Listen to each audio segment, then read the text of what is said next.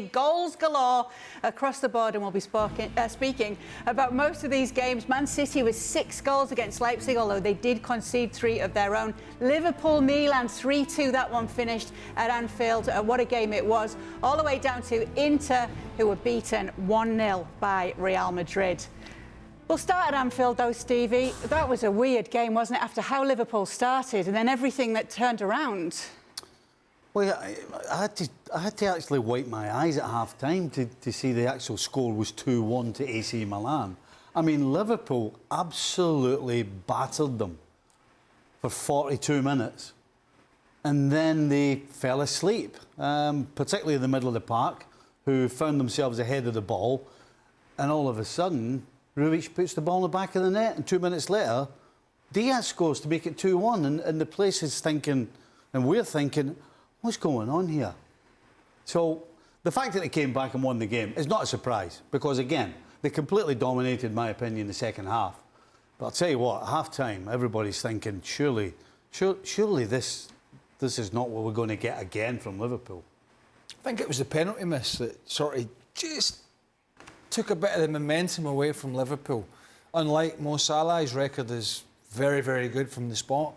But you know, you just felt if they had scored that, then they would have just continued on in that manner, but they didn't. It was a very good save. And then you just felt as half-time was approaching, Liverpool was almost like they just switched off a little bit, and Milan scored. It was a couple of good goals from their point of view. I'm sure Jurgen Klopp could pick some holes in some of the tracking of runners and the defending.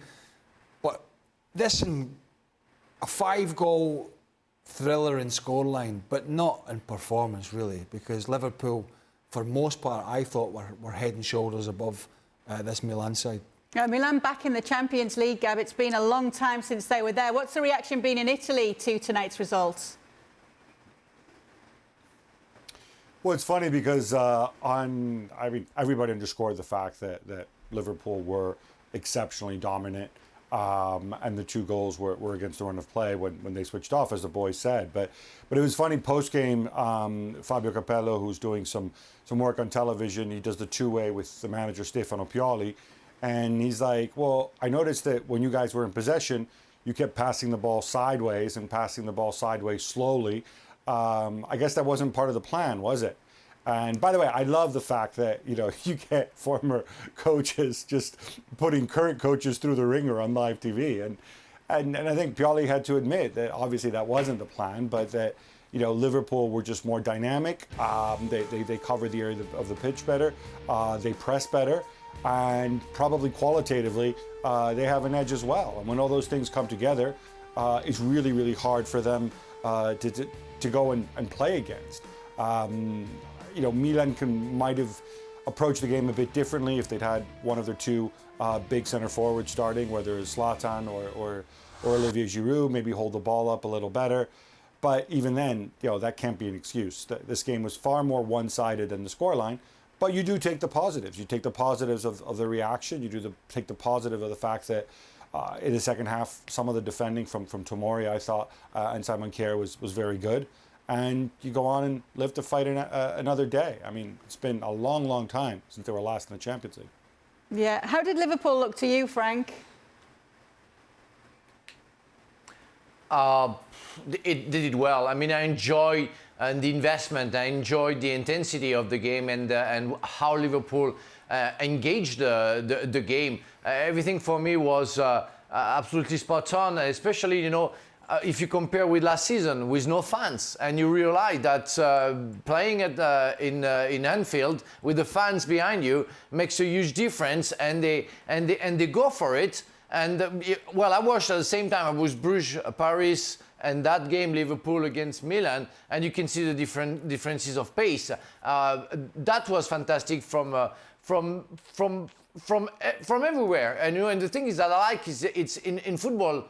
That's the beauty of it. There is no scenario, no script, and nothing is written. It's not a done deal. Everything can happen, and everything happened in that game. And there was a turn of event, as Steve mentioned, just before halftime. But Liverpool kept on going, and at the end of the day, they really deserve to win, and they keep on going like that. I'm pretty sure they're going to be not too far from being maybe the Champions League winner. We should remember they left Thiago Mane on the bench along with Virgil van Dijk, and Roberto Firmino was injured. Like, we know Liverpool are way further down the road than this Milan side, who have had 100% record start in Serie A. But I think it was a calculated risk from Jurgen Klopp in terms of the team selection with the injuries that he had last year and a long old season, and he took that risk, and it could have bit him in the backside, but it didn't, and that's the important thing. These group stages, we're going to get games like this because managers are trying to pick teams that are not necessarily their first team, their starting 11, so that they can rest players. And this game is a great example of Liverpool resting Virgil van Dijk. And really, I can honestly say they wouldn't have lost those two goals if Virgil van Dijk plays. So they've gotten away with it. Virgil van Dijk's got a rest. But as I said, I think you'll see more scorelines and more games like this in the group stages because the big teams in particular are trying to get people games. Now, meanwhile, Gab, Atleti tied their game with Porto. Do Milan think they can get out of this group? I think they have to think that. I mean, you know, look, when you look at this group, when you look at the 6 games you're going to play, the one where you're probably least likely to budget for points is Liverpool away when it's match day 1. You know, I think they're gonna look at this and they're gonna say, all right, you know, we lost this one, but I think they genuinely feel that they have a shot at maybe getting the 3 points at home. Why not? I think this is a Milan team that it's a young team, but it's not a team that's lacking in confidence. They simply came up against Liverpool side, who are much further along and are a better team with better players and possibly better coached as well. So is it too hard then at this stage to decide what you're going to make of it? Like, we're looking at a Liverpool who aren't that far removed from winning the Champions League. Can you already tell if a team can go on and do that at this stage in these matches? Well, I don't think Milan. I think somewhere like Milan are just fighting to try and get out. If you remember back to last year, you get into Milan, finished bottom of the group, went on to win Serie A.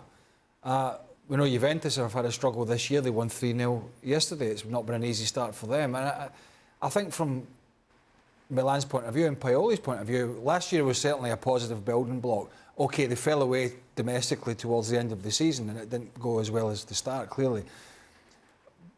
But I think it's a building process. You know, we've seen Man City and PSG spend an awful lot of money trying to build to this stage of winning it. And I think these teams know, you know, apart from the odd freak year, where their level is. And that's maybe sneaking out at this group stage, but I don't think it's much further than that at best. They sitting looking at this group before a ball's kicked. If you're AC Milan, straight away you go, right, we have to beat Porto twice to have a chance of getting out of this group. But realistically, they're looking at Europa League. That's what they're looking at. They're probably not expecting anything from Liverpool. So it's kind of, well, we can maybe get Athletic Madrid on a bad day where they can't put the ball in the back of the net, where they're just being them and they just don't play well. But really, it's got to be, let's get in the Europa League. But if we have any chance of getting through the group, we have to beat Porto twice. That's where you start. Gab. Yeah, I'm not. I know it's a popular idea that all these groups are decided ahead of time. It's already obvious who's going to go through, but I kind of disagree. I mean, Porto, let's not forget, took a point off of Atletico Madrid. They reached the quarterfinals last season. I wouldn't write them off as not being capable of taking points off of Liverpool even. Liverpool's away record in this competition, I think everybody knows what it is. It's not good. And that's under Klopp. So are Liverpool the best team in the group? Yes. For my money, they're one of the top 3 or 4 sides in the world. And they completely deserve to win this game tonight. But I'm not going to sit here after match day 1 and say, well, it's a done deal. Atletico Madrid and Liverpool are going to waltz through. And, you know, the other sides are, at best, they're thinking Europa League. I still think every group is still pretty much wide open. Well, thank you very much for watching ESPN on YouTube. For more sports highlights and analysis, be sure to download the ESPN app. And for live streaming, premium content, and let's not forget as well, ESPN FC 7 days a week. Subscribe to ESPN Plus.